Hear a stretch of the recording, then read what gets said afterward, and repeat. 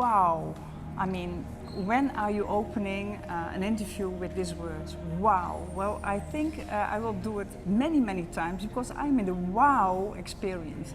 This is the new wine museum in Porto, and I think you all have to go. Even when you do not like wine, you definitely like wine when you get out of this museum. It's fantastic.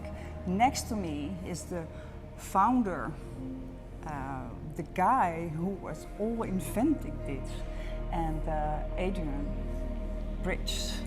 You are the CEO of the Yateman Hotel here back in Porto. You are the CEO of the wonderful group of Churchill Craft.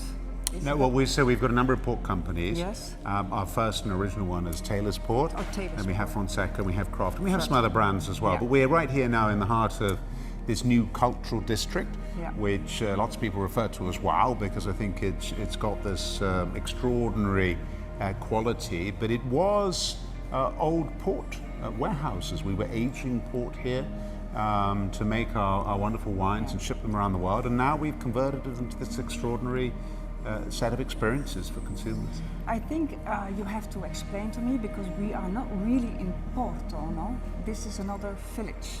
Well, I think sometimes people get confused slightly about that, and that is to say that the Porto as a district encompasses 11 different mayoral districts, of which we're in Villanova de Gaia on the south side of the city and with Porto directly north. But I think you've got to look at it from a slightly different perspective. We're right in the heart of the urban area, just a few meters short of the River Douro, which runs right through the heart of the city. And in many ways, where we are has a very, very long tradition because this is where port wine was made and stored and shipped around the world.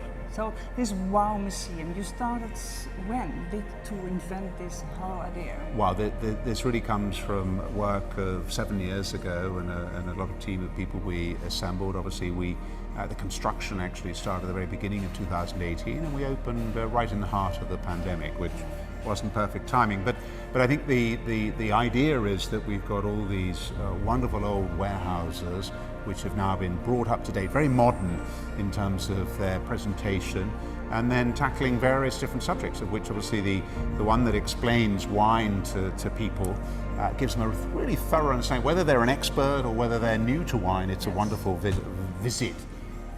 So can you just very quickly bring us through the route of the wine museum as well? Well, so the wine museum, basically the objective here is to explain wine to people, because a lot of us get confused, and even some of the sort of basic questions that we perhaps are frightened to ask, we try to answer.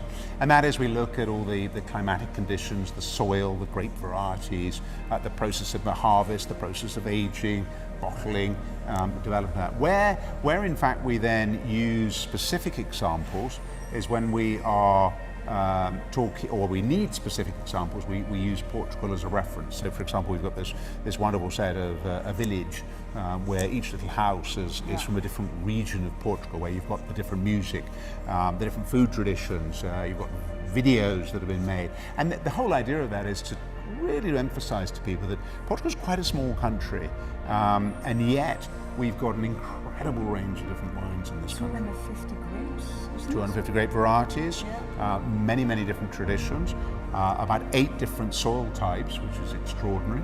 And you can get, if you like, it's a microcosm of the wine world, and you can get that obviously parts of Portugal being out in the Atlantic, in the Azores, where you have the strong influence of the sea, or 150, 200 kilometers due east of where we are, you have the Douro Valley with its sort of baking summer heat and incredible intensity and rich grapes, high in sugar, which we need to make port wine. And yet you travel further south into other regions, into the Alentejo, or we go north to the Minho, right by the ocean, where strong tradition of eating fish, and of course that's where we make this wonderful light white wine. So Portugal's got it all. Wow, I have to say it's wow. And you did it very, very good, because it's so beautiful done, elegant, every corner has a wow effect. So congratulations for this beautiful museum, and I think that I can address to everybody, please come and visit Porto and especially the WOW Museum.